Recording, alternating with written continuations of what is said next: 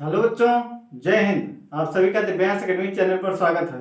आप लोग कैसे हैं? अच्छे हैं? आशा करते हैं आप लोग अच्छे होंगे। तो हमारे टॉपिक चल रहा था वास्तविक संख्याएं, रियल नंबर्स। ठीक है, तो इसमें हमने प्रश्नावली 1.2 के क्वेश्चन को सॉल्व कर चुके थे। ठीक है, आप देखेंगे एनसीईआरटी की जो नई बुक आई है इस समय, उसमें आपका ये जो पहला वाला चैप्टर है प्रश्नावली 1.1, इसको हटा दिया है। ठीक है, ये टॉपिक जो है यहाँ से हट गया है आप लोग का। अब आपको सिर्फ पढ़ना है एचसीएफ एलसीएम वाला। जो प्रश्नावली 1.2 हम कर चुके हैं, वो प्रश्नावली आपके नई बुक में प्रश्नावली 1.1 है। ठीक है, और फिर ये जो हम करने वाले हैं आज प्रश्नावली 1.2 नई बुक में क्या है, ये प्रश्नावली 1.2 है और पुरानी बुक में ये प्रश्नावली 1.3 है। ठीक है, तो जो भी बच्चे जिनके पास नई बुक हो या जिनके पास पुरानी बुक हो, तो आज वो आप समझ लेंगे इसको। ठीक है, पुरानी बुक है तो प्रश्नावली 1.3, अगर नई बुक है तो प्रश्नावली 1.2 को आज हम इसका इंट्रोडक्शन वीडियो लेके आए हैं। तो इसमें हमें पढ़ना क्या है, अपरिमेय संख्याओं का पुनर्भ्रमण। ठीक है, इसमें हमें क्या पढ़ना, अपरिमेय संख्याओं का पुनर्भ्रमण। इसके अंतर्गत हमें √2 हो गया, ठीक, जैसे √3 हो गया, √5 को सिद्ध करना है कि ये एक अपरिमेय संख्या है। ठीक, इसको अभी तक आप जानते थे कि √2 परिभाषा से आप जानते थे कि √2, √3, √5 ये सब क्या है, अपरिमेय संख्या है। आज अब हम इसको सिद्ध करके देखेंगे कि ये अपरिमेय संख्या है कि नहीं। ठीक है, तो यहाँ पे हमें यही सिद्ध करना है कि √2, √3, √5, √7 ये सब क्या है, अपरिमेय संख्याएं हैं। तो इसको सिद्ध करने से पहले हमें एक बहुत ही महत्वपूर्ण प्रमेय के बारे में जानना जरूरी होता है। ठीक है, तो आइए जानते हैं कि वो प्रमेय क्या है, ठीक, जो आपको अपरिमेय सिद्ध करने के लिए बहुत ही हेल्प करेगा। ठीक है आपकी। तो आइए देखते हैं ये प्रमेय है क्या। ये प्रमेय आपका अंकगणित आधारभूत संरचना पर आधारित है। ठीक है, तो इसमें देखेंगे आप, माना P एक अभाज्य संख्या है। P क्या है? एक अभाज्य संख्या है। ठीक, P हमारा क्या है? एक अभाज्य संख्या है। यदि P a² को विभाजित करता है, कह रहा है यदि P a² को विभाजित करता है, ठीक है, तो P a को भी विभाजित करेगी। तो क्या कह रहा है? P a को भी विभाजित करेगी। ठीक है, तो जहां पे कह रहा है कि a एक क्या है? धनात्मक पूर्णांक है। ठीक, क्या समझ में आया? कुछ समझ में आया? कह रहा है माना P एक अभाज्य संख्या है, यदि P a² को विभाजित करती है तो P a को भी विभाजित करेगी, जहां a एक धनात्मक पूर्णांक है। ठीक, तो कुछ समझ में आया होगा। हम आइए इसको एग्जाम्पल के माध्यम से कॉन्सेप्ट को क्लियर करते हैं। इसमें क्या कह रहा है? ठीक है, इसको हम एग्जाम्पल के माध्यम से समझेंगे इसमें क्या कह रहा है। तो देखिए, P कह रहा है कि एक अभाज्य संख्या, मान लेंगे माना P बराबर मान लेते हैं 2। P बराबर क्या मान ले? 2। ठीक, 2 कैसी संख्या? अभाज्य संख्या। अभाज्य संख्या की परिभाषा आपको पता होगा कि वे संख्याएं जो एक और स्वयं के अलावा अन्य किसी दूसरी संख्या से विभाजित नहीं होती है, क्या कहलाती है? अभाज्य संख्याएं। तो ये 2 जो है हमारा क्या, 1 और 2 के अलावा और किसी से कटेगा? नहीं कटेगा, इसलिए 2 कैसी संख्या है? अभाज्य संख्या है। और सबसे छोटी अभाज्य संख्या भी है। 2 कैसी है? सबसे छोटी अभाज्य संख्या भी है और इकलौती सम अभाज्य संख्या भी है। ठीक, इकलौती सम अभाज्य संख्या का मतलब क्या है? इसके अलावा कोई भी अभाज्य संख्या सम नहीं है। ठीक है, इकलौती सम अभाज्य संख्या का मतलब क्या कि इसके अलावा और कोई भी अभाज्य संख्या सम नहीं है, क्योंकि ये 2 क्या है? सम संख्या भी तो है और अभाज्य संख्या भी है, तो इसलिए इसको क्या कहते हैं? इकलौती सम अभाज्य संख्या। ठीक, क्या कहते हैं इसको? इकलौती सम अभाज्य संख्या, मतलब इसके अलावा और कोई सम अभाज्य संख्या नहीं होती है। तो अगर कहा जाए कि सबसे छोटी अभाज्य संख्या तो 2, अगर कहा जाए कि अगर पूछा जाए कि इकलौती सम अभाज्य संख्या तो क्या बताएंगे? 2 बताएंगे। ठीक है, तो हमने क्या मान लिया? माना P ये क्या कह रहा था? कह रहा था माना P एक अभाज्य संख्या है, तो हमने P बराबर क्या मान लिया? 2। ठीक, अब a² को हम क्या मान लेते हैं? माना तथा a² बराबर मान लेते हैं कितना? 16। a² बराबर क्या मान ले रहे हैं? 16। ठीक, तो अगर हम 2 से इसको विभाजित करें, 16 को 2 से विभाजित करें तो ये क्या होगा? 2 8 16, क्यों कट जाएगा? पूरा पूरा विभाजित हो रहा ना। तो यही कह रहा है कि P एक अभाज्य संख्या है यदि P a² को विभाजित करती है। तो पी हमने 2 लिया था, ए स्क्वायर बराबर 16 लिया था, तो हमने देखा 2 से भाग किया, 16 को कितने क्या है विभाजित हो रहा था। ठीक, तो जब ए स्क्वायर बराबर 16 है तो ए बराबर कितना होगा, ए बराबर यहाँ से कितना मिल जाएगा, ए बराबर हमारा मिल जाएगा, इसका वर्गमूल ले लेंगे तो क्या आएगा 4 आ जाएगा ना। ए बराबर कितना आएगा 4, ए स्क्वायर बराबर 16 है तो ए बराबर कितना होगा 4 होगा। ठीक,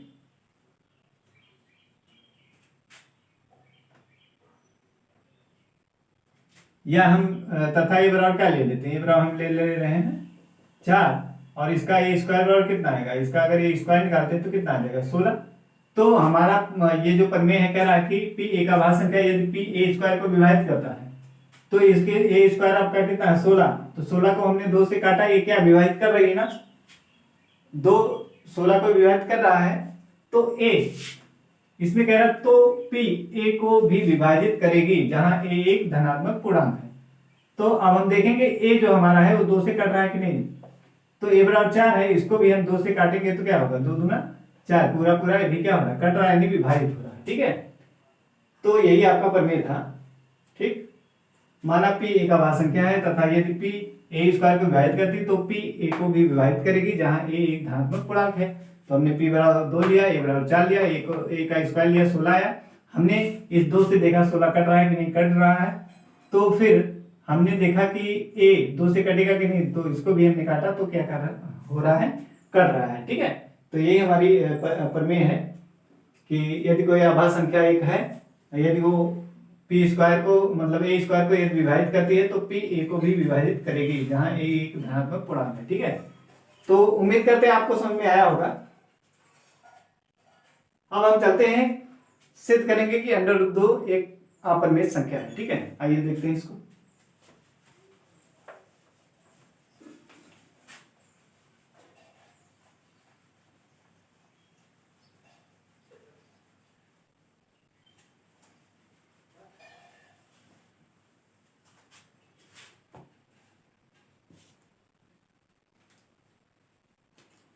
तो हमारा दिया है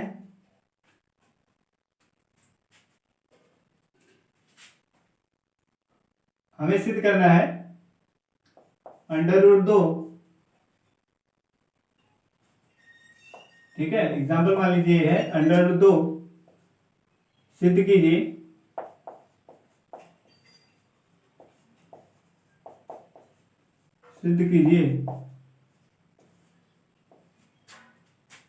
कि √2 एक अपरिमेय संख्या है,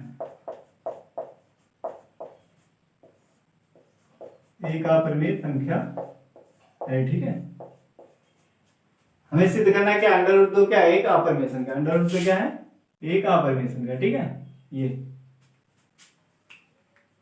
तो आइए इसको सिद्ध करते हैं। तो हम इसमें क्या मान लेंगे, माना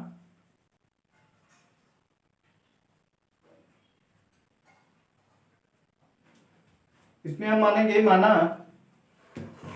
√2 एक परिमेय संख्या, क्या मानेंगे इसको सॉल्व करने से पहले ये हमें सिद्ध करना है कि √2 एक अपरिमेय संख्या है, तो हम क्या मानेंगे उसका उल्टा मानेंगे। ठीक है, उसके विपरीत √2 को हमें अपरिमेय दिखाना है तो हम उसका विपरीत मानेंगे कि √2 क्या है एक परिमेय संख्या। तो इस तरीके से मान लेते, माना √2 एक माना √2 एक परिमेय संख्या,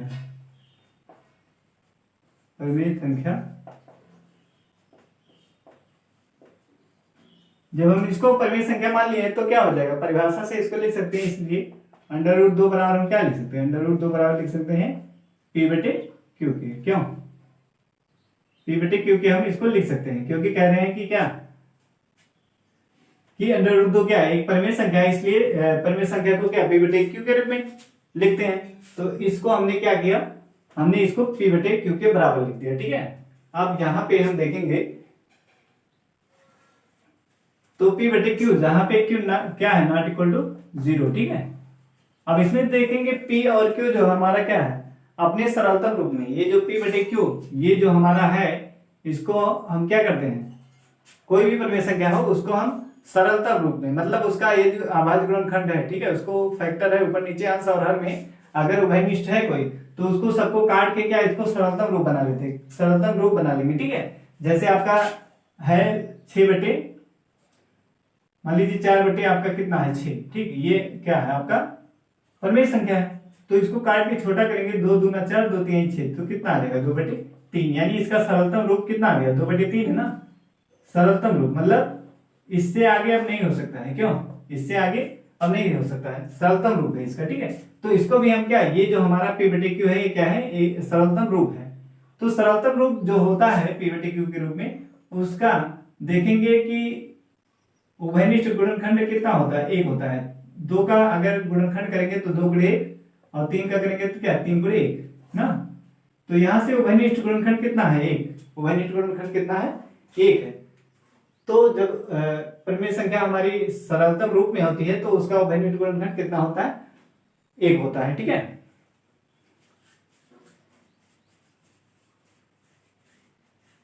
तो ये हमारा जो, और सहभाज्य संख्या की परिभाषा आपको पता होगा, सहभाज्य संख्या दो संख्याओं का ऐसा पेयर जिसका उभयनिष्ठ गुणनखंड क्या हो, 1 हो, तो उसे क्या कहते हैं, सहभाज्य संख्या, क्या कहते हैं, सहभाज्य संख्या कहते हैं। सहभाज्य संख्या किसे कहते हैं, कि दो संख्याओं का ऐसा पेयर जोड़ा जिसका उभयनिष्ठ गुणनखंड कितना हो, 1 हो, ठीक, तो उसे क्या कहते हैं, सहभाज्य संख्या। जैसे आपका 2 हो गया, 3 हो गया, तो ये क्या है, 2 का भी गुणनखंड 1, और इसका देखिए 2 का गुणनखंड 2 गुणे 1, 3 का 3 गुणे 1, तो उभयनिष्ठ गुणनखंड कितना 1 है। ऐसे मान लीजिए आपका 5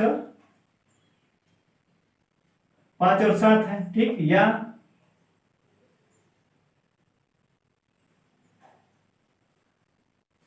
और ऐसे मान लीजिए आपका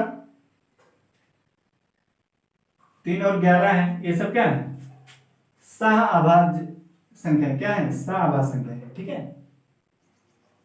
ये सब क्या है, सहअभाज्य संख्या है। तो ये जो हमारा सरलतम रूप p/q है, ये भी क्या है, p और q क्या है, सहअभाज्य संख्या है, p और q क्या है, सहअभाज्य संख्या है, ठीक है। ये समझ में आया आपको, ये सबसे सरलतम रूप, ये p/q हमारा क्या सरलतम रूप है, और सरलतम रूप जब होता है तो उसका उभयनिष्ठ गुणनखंड 1 होता है, यानी वो दोनों क्या होती हैं, सहअभाज्य संख्याएं होती हैं, क्या होती हैं, सहअभाज्य संख्याएं। इतना आपको क्लियर हुआ होगा, ठीक है। तो आगे चलते हैं, इसको लिखेंगे p/q अपने सरलतम रूप में है, देखेंगे क्योंकि p/q अपने सरलतम रूप में है, इसलिए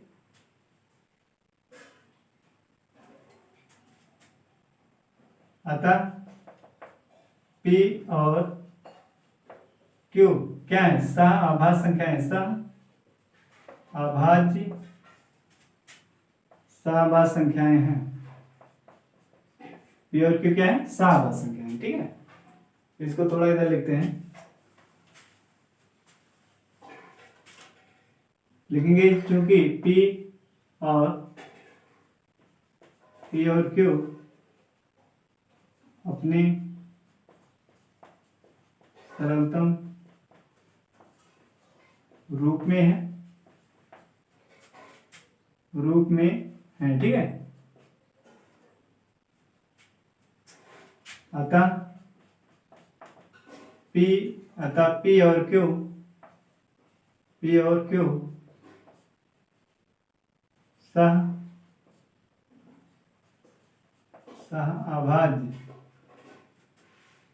सहअभाज्य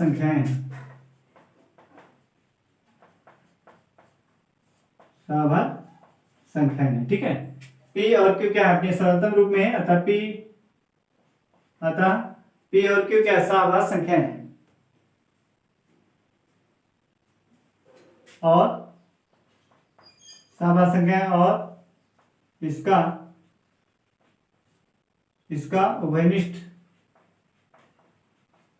इसका उभयनिष्ठ गुणनखंड और इसका वनिष्ठ गुणनखंड केवल एक है, केवल क्या है, एक है। ठीक है, पी और क्यू अपने सरलतम रूप में अर्थात पी और क्यू सहाभाज्य संख्या है और इसका वनिष्ठ गुणनखंड क्या है, केवल एक है। अर्थात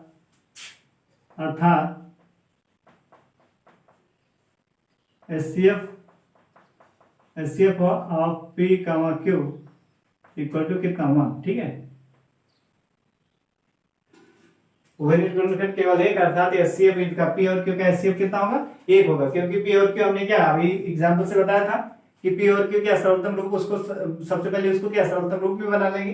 तो ये हमारा सरलतम रूप है, पी और क्यू अपने सरलतम रूप में आता, पी और क्यू की असहभाज्य संख्या है और इसका अवनिष्ठ गुणनखंड केवल एक है, अर्थात एचसीएफ ऑफ पी और क्यू का एचसीएफ यदि निकालेंगे तो हमने अभी दिखाया था 2 गुणे 1 और ये 3 2 गुणे 1, ये क्या है, सहभाज्य संख्या, ये क्या है, सहभाज्य संख्या है। इनका वनिष्ठ गुणनखंड क्या है, एक है। ठीक है, तो वही चीज यहाँ भी, और इसका वनिष्ठ गुणनखंड क्या है, केवल एक है, अर्थात एचसीएफ हमारा कितना हो जाएगा, एक हो जाएगा। ठीक, इतना क्लियर है। आगे चलते हैं। अब इसको लेंगे, ये जो हमारा, इसको क्या करेंगे, तिरछा गुणा कर लेंगे। ठीक है, इसको तो तिरछा गुणा करिए तो √2 क्यू बराबर क्या हो जाएगा, पी हो जाएगा। ठीक, इसको नंबर 1 कह देंगे। इसको हमने क्या किया, तिरछा गुणा किया और फिर ये आ गया। फिर अब हम लिखेंगे एक के दोनों पक्षों का वर्ग करने पर, एक के दोनों पक्षों का वर्ग करने पर, तो वर्ग कीजिए, कितना आएगा, वर्ग करेंगे आप तो √2 क्यू का वर्ग बराबर पी का वर्ग, क्यों, ये हो गया। अब इसमें देखेंगे √2, ये √2 और क्यू है, इसकी घात 2 है ना, तो ये घात 2 जो है क्या √2 पर भी आएगा और क्यू पर भी आएगा, तो ये √2 वर्गमूल है ना, वर्गमूल का स्क्वायर है तो क्या है, वर्गमूल हट जाएगा और ये लिखेंगे 2q²। तो यहाँ पे क्या लिख सकते हैं, 2q की घात 2 लिख सकते हैं और ये p²। ठीक, क्लियर हुआ होगा आपको। आगे चलते हैं। अब ये देख रहे हैं हम, इसको क्या लिख सकते हैं, q² बराबर लिख सकते हैं p²/2। क्यों, q² बराबर क्या लिख सकते हैं, ये 2q² है, q² बराबर लिखेंगे p²/2। ठीक, क्या लिखेंगे, p²/2 लिखेंगे। ठीक, अब क्या करेंगे,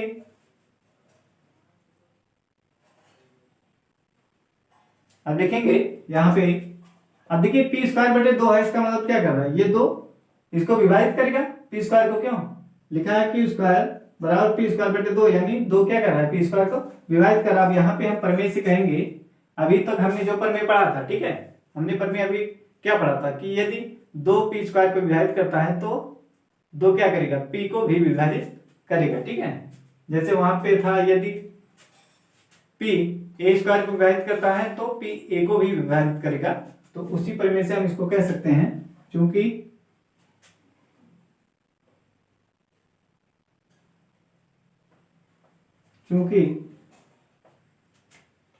p² को लिखेंगे, चूंकि 2 p² को विभाजित करता है,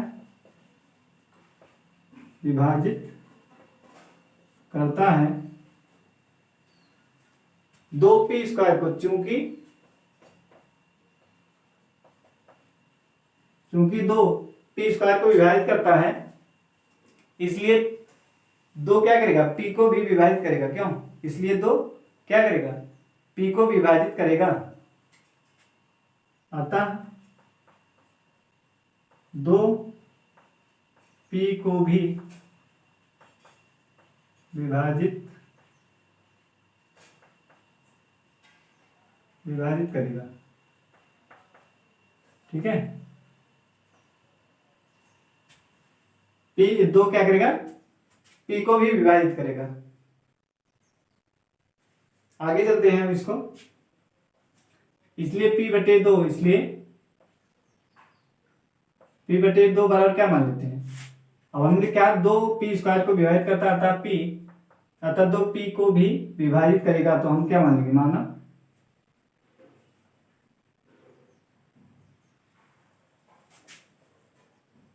विभाजित करे घात, ठीक है, ये हो गया। तो हम मान लेंगे क्या, माना P/2 बराबर क्या, C मान लेंगे।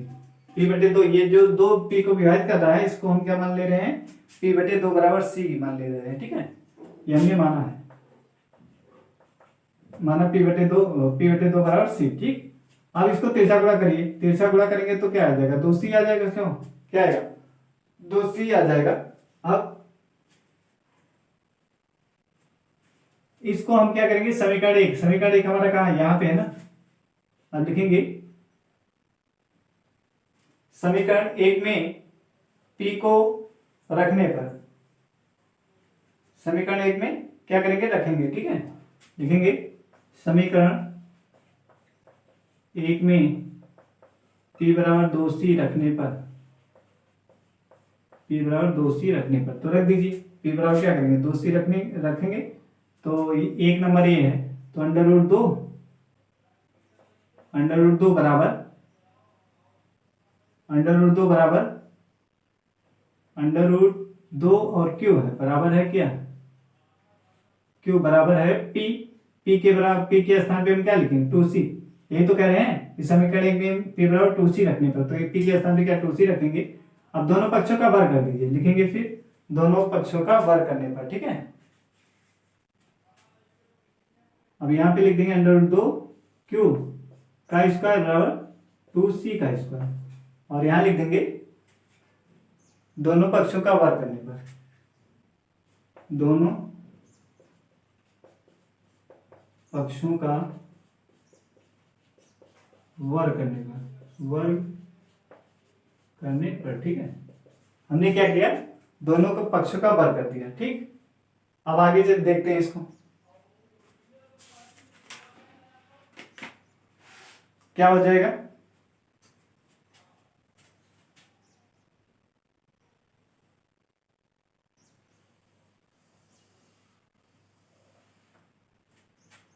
अब हम इसका वर्ग करें तो कितना आ जाएगा, ये आ जाएगा।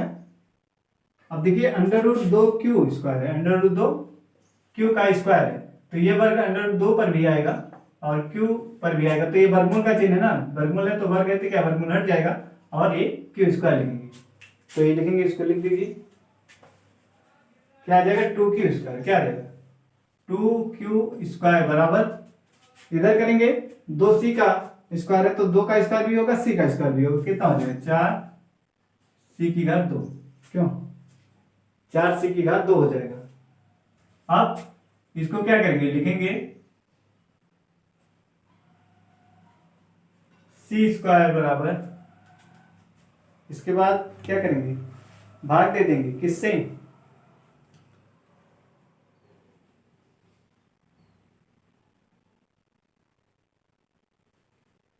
4 से इस पे क्या हो जाएगा, भाग हो जाएगा, ठीक है, इस पे 4 से क्या हो जाएगा, भाग हो जाएगा। अब लिखेंगे यहां पे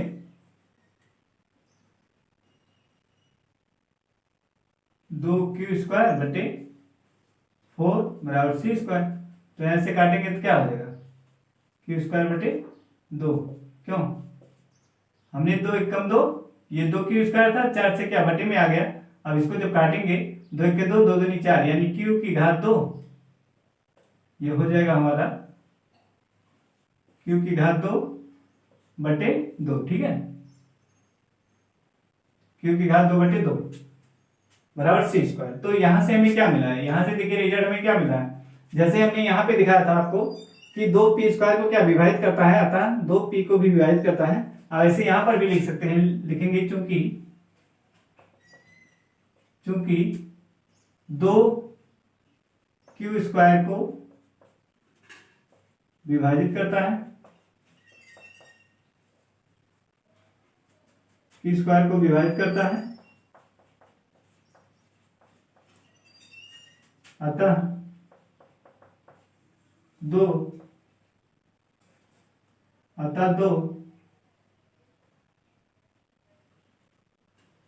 Q को भी विभाजित करेगा,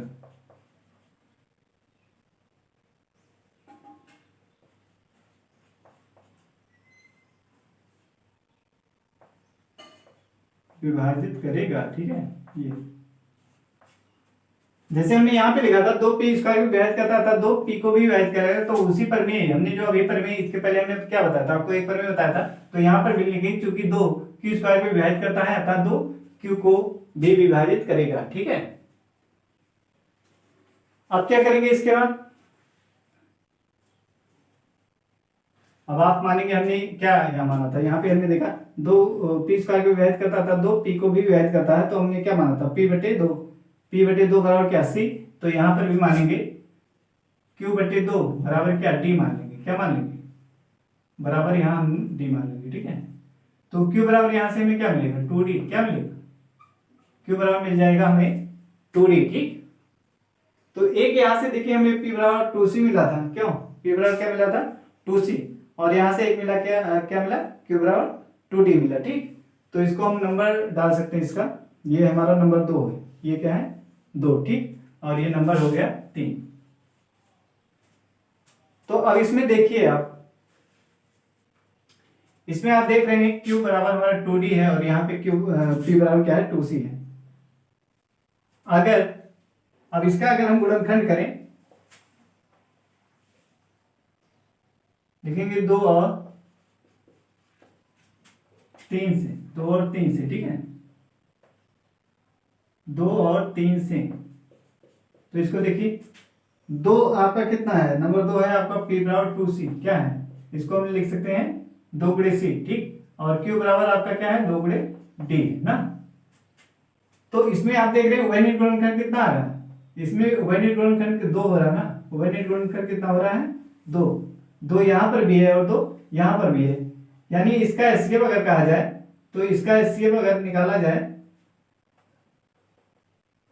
एचसीएफ, तो कितना p कामा q बराबर कितना हो जाएगा 2, एचसीएफ कितना हो जाएगा 2 हो जाएगा। ठीक, लेकिन हम यहाँ जो यहाँ पे हमने किया था p और q अपने सर्वोत्तम में आता, p और q क्या सहावाची संख्या है और इसका उभयनिष्ठ गुण केवल एक है, इसलिए एचसीएफ ऑफ p q कितना आया था 1 आया था ना, एचसीएफ हमारा क्या आया था, इसको हमने माना जो था परमेय संख्या, इससे हमें एचसीएफ बराबर क्या आया था हमारा 1 आया था। लेकिन हम जब इसको और सॉल्व किए तो यहाँ से हमें देखिए मिल रहा है 2 और 3 से इसका एचसीएफ कितना मिल रहा है 2 मिल रहा है। ठीक है, क्या मिला है एचसीएफ हमारा 2 मिल रहा है, जो कि क्या कर रहा है विरोधाभास उत्पन्न कर रहा है। क्या कर रहा है विरोधाभास, क्यों, क्योंकि हमने जब यहाँ HCF of P of Q, ये पी ऑफ क्यू अपने सर्वोत्तम रूप में, तो इसका क्या एक के अलावा उसका एचसीएफ कोई नहीं होगा, मतलब एक ही उसका उभयनिष्ठ गुणनखंड होगा। लेकिन यहाँ पे क्या हो रहा है 2 आ रहा है, यानी ये क्या कर रहा है विरोधाभास उत्पन्न कर रहा है ना। जब पी और क्यू के अपने सर्वोत्तम रूप में है तो कैसे 2 हो सकता है, सिर्फ इसका एचसीएफ क्या हो सकता है 1 हो सकता है। ठीक, क्योंकि इसका उभयनिष्ठ गुणनखंड क्या है केवल एक ही है, तो इसलिए इसका एचसीएफ कितना 1 होना चाहिए। लेकिन यहाँ पे आपका क्या आ गया, यहाँ पे 2 आ गया। ठीक, तो इसलिए ये क्या कर रहा है विरोधाभास उत्पन्न कर रहा है। तो इसके आगे हम क्या लिखेंगे, लिखेंगे चूंकि 2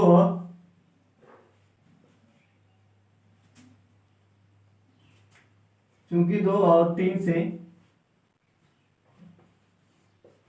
से HCF of P comma Q कितना आ रहा 2 आ रहा है, जो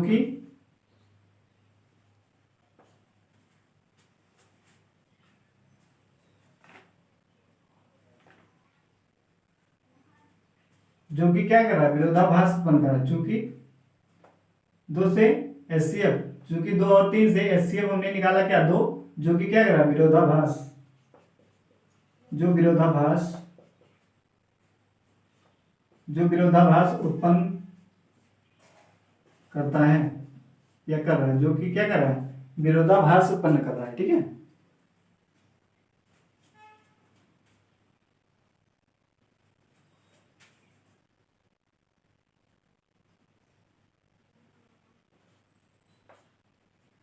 जो कि क्या कर रहा है विरोधाभास उत्पन्न कर रहा है, क्योंकि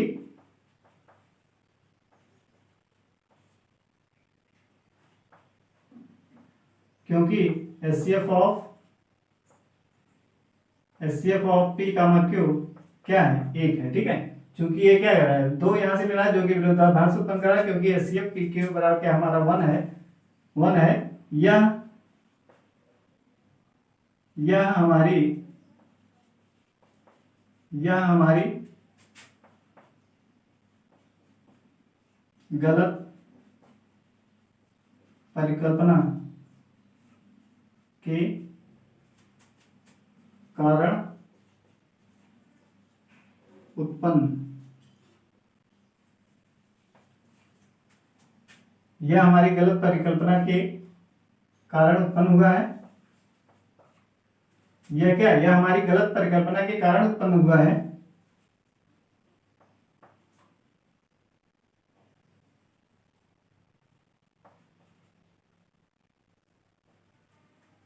गलत परिकल्पना के कारण उत्पन्न हुआ है कि √2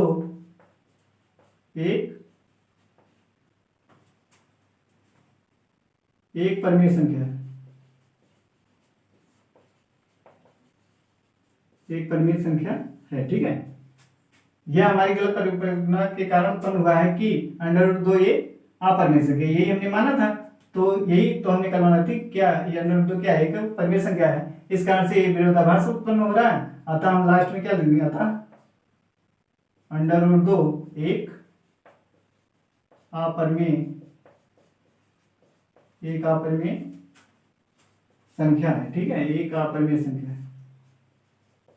इस तरीके से ये हमारा सिद्ध हो गया। √2 क्या है, एक अपरिमेय संख्या, ये हमें सिद्ध करना था। ठीक है, तो यहाँ पे लिख देंगे इति सिद्धम या प्रूव्ड।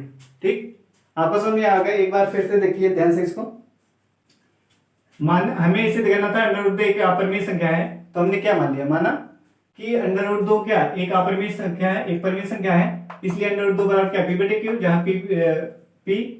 जहां q नॉट इक्वल टू क्या है, 0। ठीक, p और q हमने क्या किया, ये जो है हमारा लिखा है क्या, सरलतम रूप में है। जैसे हमने दिखाया था कि 4/6 उसको काट के क्या छोटा कर लेंगे। सरलतम रूप का मतलब क्या, फिर उससे छोटा नहीं हो सकता है। ठीक है, तो p और q क्या अपने सरलतम रूप में, अतः p और q क्या सहाभाज्य संख्या है। जब सरलतम रूप में होता है तो क्या होती है, वो सहाभाज्य संख्या है। सहाभाज्य संख्या क्या होती है, ऐसी संख्याओं का पेयर जिसमें उभयनिष्ठ गुणनखंड क्या केवल एक होता है, उसे क्या कहते हैं, सहाभाज्य संख्या कहते हैं।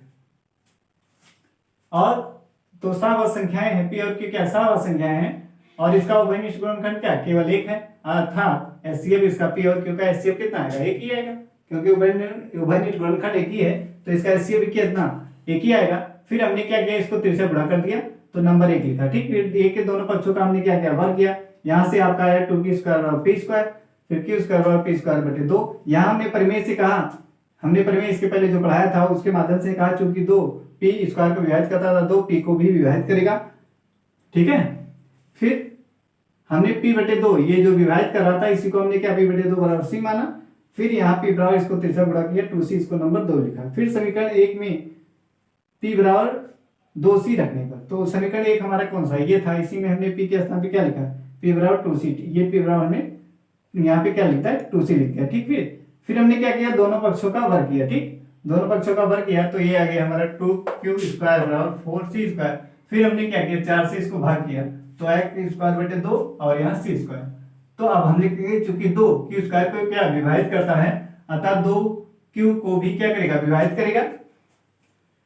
तो हम फिर क्या करेंगे, मान लेंगे q बटे 2 बराबर d को हम क्या मान लेंगे। ठीक है, माना q बटे 2 बराबर क्या d, इसको हमने माना है। फिर तीसरा गुणा करेंगे तो क्या आएगा, q बराबर 2d आएगा। तो 2 और 3 से हमने देखा p बराबर 2 गुणे c और q बराबर देखा 2 गुणे d। तो ये एचसीएफ हमने इन दोनों का एचसीएफ निकाला तो कितना, 2 आया। तो यहाँ पे एचसीएफ हमारा क्या है, p और q का, ये सरलतम रूप में थे, p और q का एचसीएफ 1 आया था, लेकिन यहाँ पे हम देख रहे हैं एचसीएफ कितना आ रहा है, p और q का एचसीएफ 2 आ रहा है। तो क्या हो जाएगा, 2 और 3 से एचसीएफ हमारा 2 आ रहा है, जो कि क्या कर रहा है, विरोधाभास उत्पन्न कर रहा है ना। क्योंकि हमारा जब एचसीएफ हमारा 1 आया है तो कैसे 2 हो सकता है ना, जब एक ही उभयनिष्ठ गुणनखंड है तो एक ही तो होगा, उसके अलावा वो नहीं हो सकता। तो लेकिन यहाँ पे क्या हो रहा है, 2 हो रहा है, ये क्या कर रहा है, विरोधाभास उत्पन्न कर रहा है। ठीक है, तो लिखेंगे चूंकि एचसीएफ कितना 1 है, यह हमारी गलत परिकल्पना के कारण उत्पन्न हुआ है। क्या विरोधाभास जो उत्पन्न हुआ है, किस कारण हुआ है, जो हमने माना था कि √2 एक क्या है, एक परिमेय संख्या है, इस कारण से उत्पन्न हुआ है। ठीक है, तो लास्ट में लिख देंगे अतः √2 क्या है, एक अपरिमेय संख्या है। ठीक, क्लियर हुआ होगा। अब देखिए, अब आपका हम एक क्वेश्चन आपको यदि ये समझ में आ गया होगा तो आप देखिए, एक क्वेश्चन से हम 3 क्वेश्चन अभी आपको करके दिखाते हैं, 2 और इसके साथ। एक ये हो गया, अब 2 और देखिए कैसे हैं। इसको देखिए, यहाँ पे √2 है ना। अब आपका क्वेश्चन आएगा, एक क्वेश्चन आएगा आपका √3, क्या आएगा, √3 आएगा। तो यहाँ पे आप लिख दीजिए √3, ठीक है। यहाँ पे क्या लिखिए, √3। यहाँ पे चेंज कर दीजिए, पहले √2 था उसको हमने सिद्ध किया, फिर √3 अब लिख रहे हैं कि √3 एक क्या अपरिमेय संख्या है। तो यहां पर भी मान लेंगे, क्या माना, √3 क्या एक परिमेय संख्या है। तो √3 बराबर क्या लिख देंगे, यहाँ पे ऐसे लिख देंगे ना, √3 बराबर p/q। अब ये चीज तो लिखना ही पड़ेगा, ये सारी चीज। इसको भी ऐसे p और q क्या स्वतंत्र रूप में आता, p और q क्या सहावाची संख्या है और इसका उभयनिष्ठ गुणनखंड केवल एक है, अर्थात HCF क्या होगा, p और q का HCF क्या होगा, 1 होगा। इसको बराबर क्या लिखेंगे, इसको तिरछा जब गुणा करेंगे तो कितना आ जाएगा, 3 गुणे q आ जाएगा। कितना आ जाएगा, 3 गुणे q, ठीक। अब क्या करेंगे, इसके दोनों पक्षों का वर्ग कर देंगे। तो यहाँ √3 है ना, इसका वर्ग कर रहे हैं तो यहाँ क्या हो जाएगा, √3 का वर्ग। तो इसका जब वर्ग करेंगे तो यहाँ आ जाएगा 3q⁴ क्या आएगा, 3q⁴ आ जाएगा। फिर यहाँ पे क्या आ जाएगा, बटे में 3 आ जाएगा, ठीक। तो फिर यहाँ जब लिखेंगे चूंकि 3 p² को क्या करा, विभाजित करता है, अतः 3 p को भी विभाजित करेगा, ठीक। ये हो गया। फिर यहां से हम इसको मान लेंगे p/3 बराबर कितना, c के, क्या मान लेंगे, ये जो 3 p को विभाजित करा तो p/3 बराबर क्या, c माना। अब इसको हम तिरछा गुणा करेंगे तो क्या, p बराबर कितना आ जाएगा, 3c आ जाएगा। फिर यहां से p बराबर लिखेंगे समीकरण 1 में p बराबर 3c रखने पर, ठीक है। तो समीकरण 1 कौन है, ये है। यहाँ पे हमें p के स्थान पे क्या रखना है, 3c रखना है, क्या रखना है, 3c। तो यहाँ पे हमने 3c रख दिया। अब दोनों पक्षों का वर्ग करेंगे तो यहाँ पे हमारा क्या है, 3c है, कितना है, 3c है, ठीक है। ये हो गया। और यहाँ पे √3 है, यहाँ पर भी क्या है, √3 है, ये, ठीक। ये हमारा समीकरण 1 है, इसमें हमने रखा है इसको। तो ये बन गया। आप क्या करेंगे, इसका जब वर्ग करेंगे तो √3, अब 3 का जब वर्गमूल 3 है उसका स्क्वायर करेंगे तो क्या है, यहाँ पे 3 आ जाएगा और q⁴ यही आएगा, ठीक। इसका वर्ग है, जब इसको हटाएंगे तो वर्गमूल 3 का क्या आ जाएगा, 3 आ जाएगा और q⁴ और यहाँ 3c का जब करेंगे तो कितना, 3 का 9, 3 का स्क्वायर कितना, 9 हो जाएगा और c², ठीक। अब फिर क्या करेंगे, 9 से भाग करेंगे इसको, कितने से भाग करेंगे, 9 से। यहाँ 3 q है और ये बटे में क्या आ जाएगा, 9 आ जाएगा। तो 3 के 3, 3 × 9, यानी यहाँ कितना आ जाएगा, q⁴ बटे 3 आ जाएगा, ठीक है।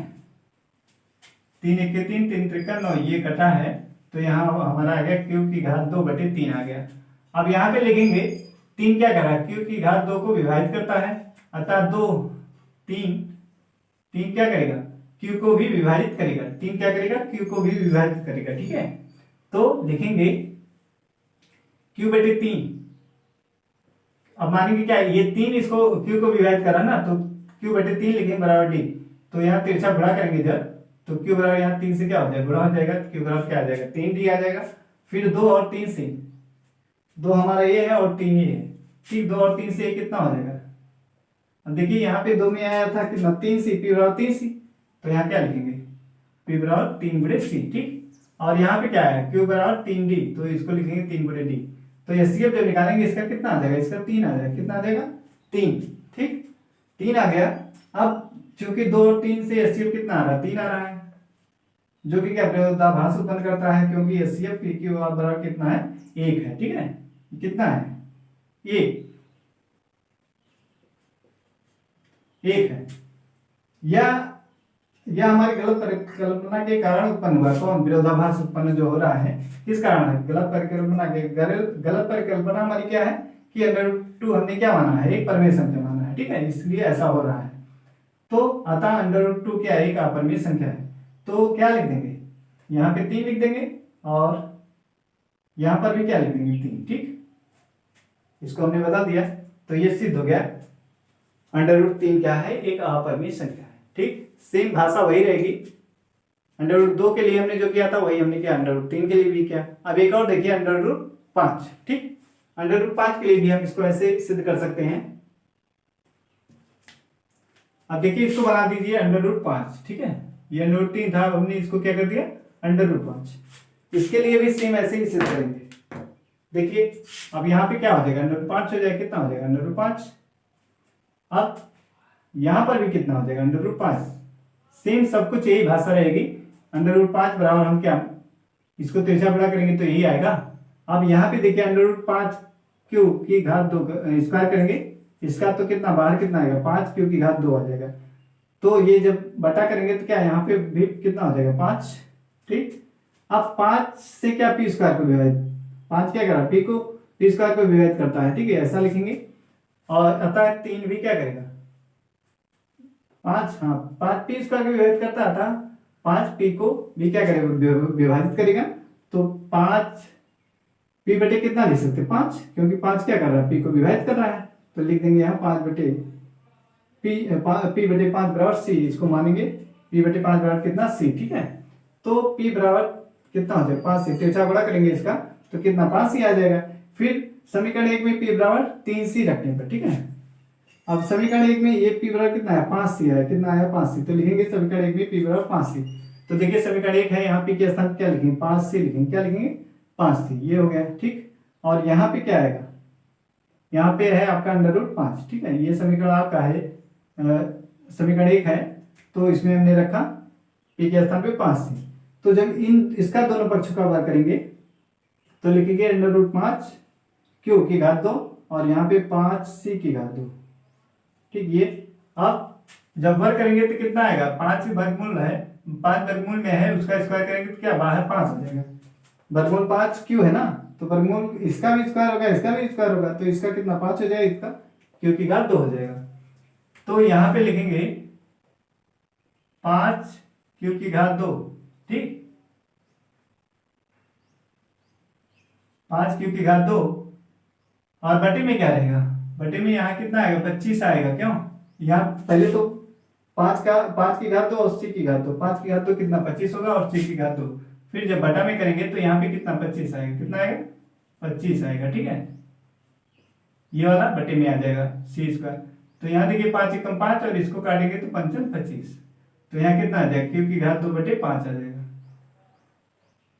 क्यू की घात 2 बटे 5। ठीक, और इसी स्क्वायर आप लिखेंगे, अब देखिए क्यू स्क्वायर को बटे में क्या 5 है, तो लिखेंगे या परमेय से जो हमने परमेय बताया था, तो 5 की स्क्वायर को विभाजित करता है, अतः 5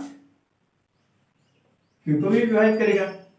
इसलिए मान लेंगे क्या माना क्यू बटे 5 बराबर डी के। ठीक, तो ये कितना हो जाएगा तिरछा गुणा करेंगे क्यू बराबर हो जाएगा 5 डी। ठीक, तो 2 और 3 से लिख सकते हैं इसको। 2 हमारा कितना है पी बराबर 5 सी, तो इसको लिखेंगे 5 गुणे सी, और क्यू बराबर है 5 डी, तो इसको लिखेंगे 5 गुणे डी। ये हो गया। अब यहां से एचसीएफ जब इसका निकालेंगे तो कितना आएगा 5 आएगा, कितना आएगा 5 आएगा। ठीक है, तो 2 और 3 से कह सकते हैं कि एचसीएफ इसका कितना 5 आया है। ये क्या कर रहा है, जो कि विरोधाभास उत्पन्न करता है, क्योंकि एचसीएफ हमारा कितना 1 है ना।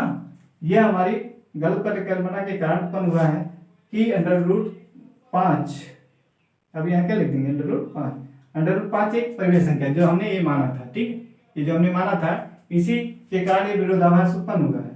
अतः हम लास्ट में लिख देंगे कि अंडर रूट 5 क्या है, एक अपरिमेय संख्या है। अंडर रूट 5 क्या है, एक अपरिमेय संख्या। ठीक है, तो हमने एक क्वेश्चन के माध्यम से कितने क्वेश्चन किए 3 क्वेश्चन सॉल्व किए। ठीक है, इसी तरीके से आप क्या करेंगे अंडर रूट 7 के लिए भी सेम भाषा यही लिख सकते हैं। अंडर रूट 7 के लिए तो अंडर रूट 7 का आप लोग करेंगे।